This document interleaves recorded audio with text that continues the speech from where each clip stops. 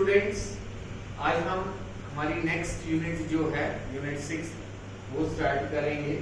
General principles and processes of isolation of elements. ठीक है कि हमारे पास जो डिफरेंट एलिमेंट्स है, मेटल्स हैं, नॉन मेटल्स हैं, उनको हम कैसे एक्सट्रैक्ट कर सकते हैं अर्थ क्रस्ट से, एयर से, या मतलब डिफरेंट प्रोसेसेस यूज करते हैं। ठीक है कि आपके पास कोई भी एलिमेंट है, कोई भी मेटल है, वो प्योर फॉर्म में भी मिल सकता है और इम्प्योर मतलब कंपाउंड की फॉर्म में भी मिल सकता है। तो उनको हम कौन कौन से मेथड से ऑब्टेन कर सकते हैं, कैसे उसको ऑब्टेन किया जाएगा, कौन कौन से प्रोसेस उसमें इन्वॉल्व होंगे, इस चैप्टर में हम वो पढ़ेंगे। ठीक है, एक्सट्रैक्शन ऑफ मेटल्स पढ़ेंगे। क्या पढ़ेंगे?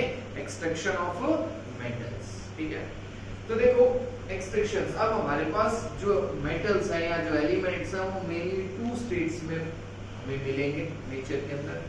फर्स्ट है हमारे पास नेटिव स्टेट और दूसरी है हमारे पास कंबाइंड स्टेट। नेटिव स्टेट का मतलब है कि जो लेस एक्टिव मेटल्स हैं लाइक गोल्ड, प्लैटिनम, सिल्वर, जो एटमॉस्फेरिक कंडीशंस में के साथ रिएक्शन नहीं करते, मतलब ऑक्सीजन, नाइट्रोजन, कार्बन डाइऑक्साइड या कोई भी रिएक्शन है वो इनके साथ नहीं होती, शो नहीं करते। एटमॉस्फेरिक कंडीशंस में जो रिएक्शंस हो सकती हैं, वैसे तो गोल्ड, प्लैटिनम के भी हम कंपाउंड बना सकते हैं, सिल्वर के भी बना सकते हैं, लेकिन ये नॉर्मल कंडीशंस पे नहीं होता। वर्स्ट कंडीशन मतलब कुछ या स्पेशल कंडीशंस हमें चाहिए तभी रिएक्शन हो सकती है। तो ये हमें मेनली जो है अर्थ क्रस्ट के अंदर वो प्योर फॉर्म में मिलते हैं। प्योर का मतलब नेटिव, मतलब कोई कंपाउंड नहीं मिलेगा, केवल गोल्ड ही रहेगा उसके अंदर, केवल सिल्वर रहेगा, केवल प्लैटिनम रहेगा, उसके साथ डस्ट पार्टिकल्स हो सकते हैं, उनको हम रिमूव कर सकते हैं। लेकिन और जो हमारा मेटल है वो वैसा ही रहेगा, कोई कंपाउंड की फॉर्म में एग्जिस्ट नहीं करेगा। दूसरा है हमारे पास कंबाइंड स्टेट, मतलब वो एक्टिव एलिमेंट्स जो एटमॉस्फेरिक कंडीशंस के साथ रिएक्शन करके कोई कंपाउंड बना सकते हैं, जैसे सोडियम, पोटेशियम है, आयरन है, मैग्नीशियम है, बहुत सारे कंपाउंड्स है, जिंक हो गया, कॉपर हो गया। कॉपर जो है हमारे पास वो नेटिव स्टेट में और कंबाइंड स्टेट दोनों में मिलता है, कंबाइंड स्टेट में और नेटिव स्टेट में दोनों में एग्जिस्ट करता है। तो उसके हम पढ़ेंगे आगे उसको कि कैसे एक्सट्रैक्ट कर सकते हैं, कौन कौन से प्रोसेस इन्वॉल्व होंगे, वो सब हम पढ़ने वाले। तो हमारे पास दोनों टाइप के हो सकते हैं। जैसे हमें अगर सोडियम को एक्सट्रैक्ट करना है तो सोडियम मुझे कहीं है प्योर फॉर्म में या नेटिव स्टेट में नहीं मिलेगा कि वो किसी के साथ रिएक्शन ना कर रहा। सोडियम तो इतना रिएक्टिव है कि वो एयर, ऑक्सीजन के साथ रिएक्शन कर सकता है, वाटर के साथ कर सकता है, तो उसके तो कंपाउंड्स हमें डेफिनेटली मिलेंगे। और उसको जो एक्सट्रैक्ट करने का जो मेन प्रोसेस है, जो मेन कंपाउंड है वो NaCl। क्या है? NaCl। NaCl से मैं सोडियम को एक्सट्रैक्ट कर सकता हूँ, वो हम आगे पढ़ने वाले हैं उसको अच्छे से डिटेल में। तो ये हमारे पास दो टाइप के दो स्टेट्स में जो एलिमेंट्स है वो एग्जिस्ट कर सकते हैं। फर्स्ट है नेटिव स्टेट, दूसरी है कंबाइंड स्टेट। ये आपको समझ में आ गया होगा। ठीक है, अब कंबाइंड स्टेट में एग्जिस्ट कर रहे हैं तो हम दो चीजें पढ़ेंगे, मिनरल्स एंड ओर्स। क्या पढ़ेंगे? Minerals and ores. क्या होते हैं मिनरल्स, क्या होते हैं ओर्स, और उसके बाद कौन कौन से प्रोसेस होंगे, कौन कौन से स्टेप्स हम यूज करेंगे in the metallurgy of an element. ठीक है, वो हम पढ़ने वाले हैं। ठीक है, तो क्या है, स्टार्ट करते हैं। नेक्स्ट अगर हम बात करें कि हमारे पास जो एलिमेंट्स है अगर वो कंबाइंड स्टेट में एग्जिस्ट करेंगे, किसमें एग्जिस्ट करेंगे?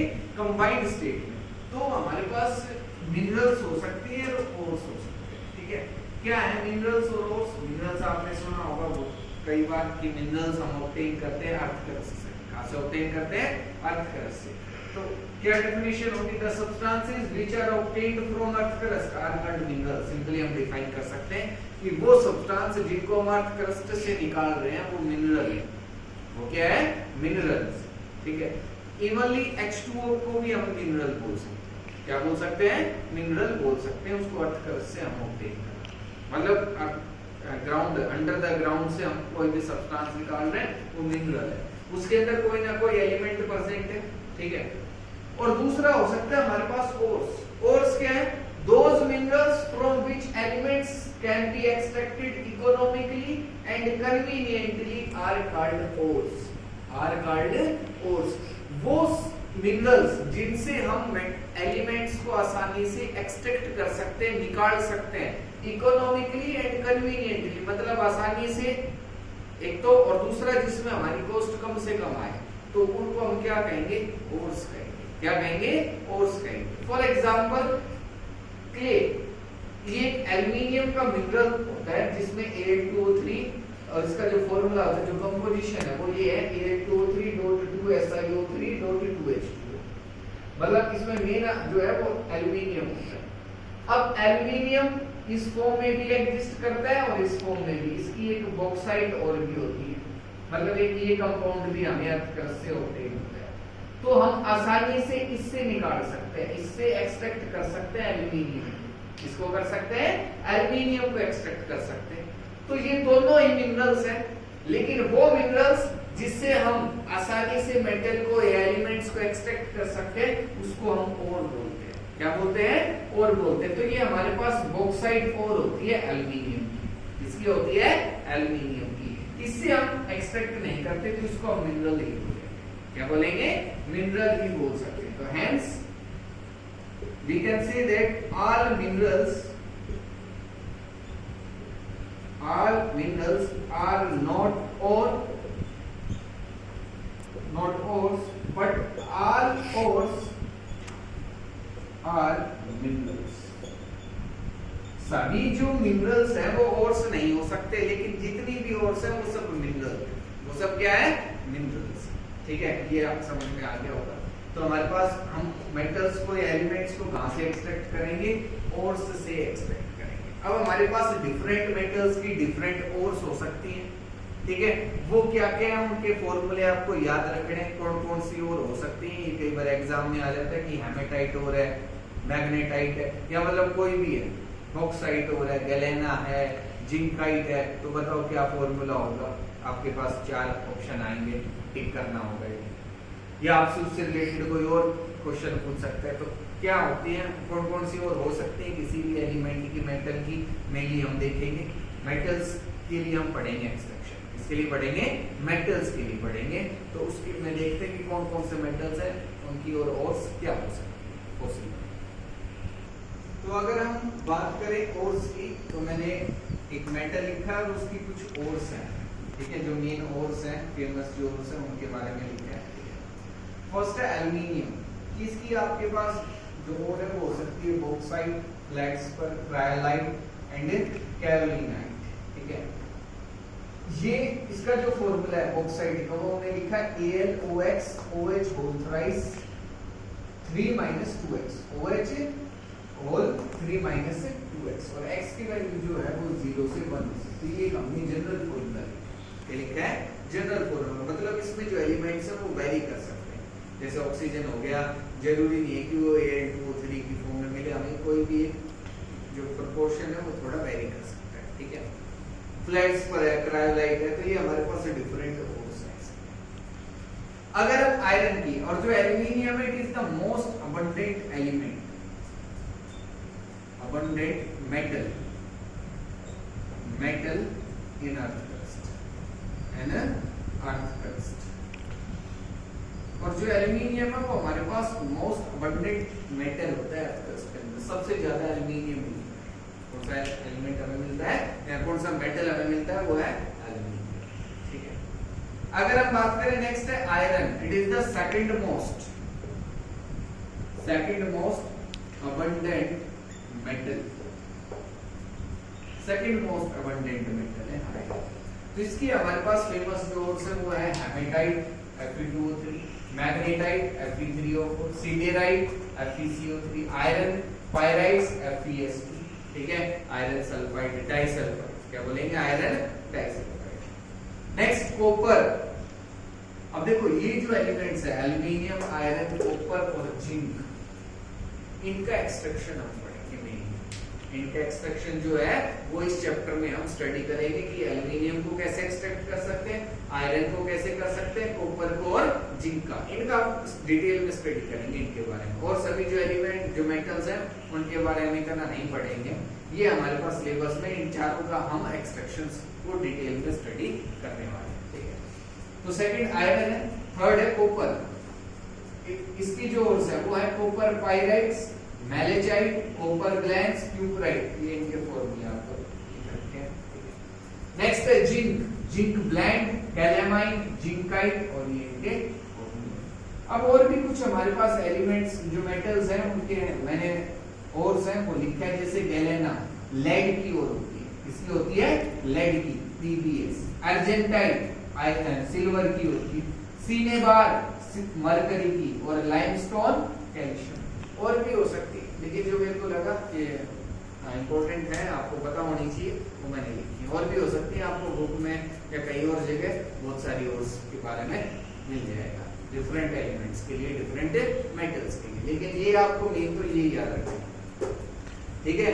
और जिस और से हम किसी भी मेटल को एक्सट्रैक्ट करेंगे उसके बारे में तो आपको जरूर पता होना चाहिए कि बॉक्साइट है, हेमेटाइट है, कॉपर पायराइट है, या मेलेचाइट है, मैग्नेटाइट है, कि ये और कौन से मेटल्स हैं, ठीक है। आपसे कहेगा मेलेचाइट और है, उसका फॉर्मूला लिखो क्या है, कौन से एलिमेंट की पहले ये बताओ और उसका फॉर्मूला लिखो, तो आपको पता होना चाहिए कि मेलेचाइट और जो है वो कॉपर की और उसका फॉर्मूला ये है। तो आपको ये याद करने पड़ेंगे, एक बार में नहीं होंगे, तो भी आप बार बार पढ़ोगे तो याद, जरूरत नहीं है कि एक बार में याद हो सारी चीजें, ठीक है। तो इनको जरूर याद रखना है, हमारे पास डिफरेंट कोर्स है। अब नेक्स्ट हम पढ़ेंगे कि हमारे पास डिफरेंट कौन कौन से स्टेप्स हो सकते हैं, प्रोसेस हो सकते हैं in the extraction of metals, in the extraction of metals. तो अब हम वो स्टडी करेंगे। मेटल्स का जो एक्सट्रैक्शन है उस प्रोसेस को हम मेटलर्जी बोलते हैं। क्या बोलते हैं? Metallurgy. The process of extraction of metals from their ores is called metallurgy, ठीक है। तो मेटल्स के एक्सट्रैक्शन को मेटलर्जी बोलते हैं। क्या बोलते हैं? मेटलर्जी। अब मेटलर्जी में हमारे पास डिफरेंट स्टेप्स हो सकते हैं, ठीक है। फर्स्ट स्टेप है crushing of ore, second step है कंसंट्रेशन ऑफ ओर, या इसको ड्रेसिंग ऑफ ओर भी बोला जाता है। Next preliminary treatment, reduction and refining. Last के आपके पास है रिफाइनिंग। क्रशिंग ऑफ ओर मतलब हम पहले जो ओर है उसको क्रश करके पाउडर फॉर्म में कन्वर्ट कर लेंगे। किसमें कन्वर्ट कर लेंगे? पाउडर फॉर्म में, ठीक है। उसके बाद है कंसंट्रेशन ऑफ ओर, मतलब उसके अंदर जो इंप्योरिटीज हैं, सैंड पार्टिकल्स हैं, डस्ट पार्टिकल्स हैं और कोई क्ले पार्टिकल्स हैं, मतलब जो भी इंप्योरिटीज है जो हम फिजिकल मेथड से नॉर्मली जो रिमूव कर सकते हैं वो उनको हम रिमूव करेंगे, उसको कंसंट्रेशन ऑफ ओर बोला जाता है। क्या बोला जाता है? Concentration of ore. उसके बाद प्रीलिमिनरी ट्रीटमेंट करेंगे, मतलब उनकी हम रिएक्शन करवाएंगे in the absence of oxygen और in the presence of oxygen, उनको ऑक्साइड्स में कन्वर्ट करेंगे। इसमें कन्वर्ट करेंगे ऑक्साइड में, कि अगर पहले से ही ऑक्साइड में है तो प्रीलिमिनरी ट्रीटमेंट हट जाएगा। लेकिन कोई ऐसा और है जिसका ऑक्साइड नहीं है, सल्फाइड है, कार्बोनेट है, तो उनको पहले ऑक्साइड में कन्वर्ट करेंगे। उसमें हम दो मेथड्स पढ़ेंगे प्रीलिमिनरी ट्रीटमेंट में, और उनको देखेंगे फिर ऑक्साइड में कन्वर्ट करेंगे मेटल्स को। मेटल्स को जब हम ऑक्साइड में उनके ऑक्साइड्स में कन्वर्ट कर लेंगे तो उनके बाद रिडक्शन करेंगे। क्या करेंगे? रिडक्शन। और यहाँ हमें मेटल जो है वो मिल जाएगा। इस मेथड में जो फोर्थ स्टेप है, यहाँ मेटल को एक्सट्रैक्ट कर पाएंगे। लेकिन ये जो आप मेटल एक्सट्रैक्ट करेंगे इसमें अब भी कुछ इंप्योरिटीज होंगी, तो उनको रिमूव करने के लिए हम रिफाइनिंग करेंगे, लास्ट में प्यूरिफिकेशन करेंगे कि उस मेटल को हम ज्यादा से ज्यादा प्योर कैसे बना सकते हैं, उसके अंदर अभी जो इंप्योरिटीज हैं उनको हम कैसे रिमूव कर सकते हैं। तो इस सभी में हमारे पास डिफरेंट स्टेप्स हैं। इनमें भी क्रशिंग ऑफ ओर, चलो ये एक सिंपल प्रोसेस है। कंसंट्रेशन ऑफ ओर, इसमें आप कुछ प्रोसेस, कुछ मेथड्स पढ़ेंगे कि कंसंट्रेशन हम कैसे कर सकते हैं, कि कैसे इंप्योरिटीज को हम रिमूव कर सकते हैं, वो पढ़ेंगे। इसमें भी हमारे पास डिफरेंट मेथड्स होंगे, तो वो क्या है वो हम सब नेक्स्ट क्लास के अंदर पढ़ेंगे इनको डिटेल वाइज, ठीक है।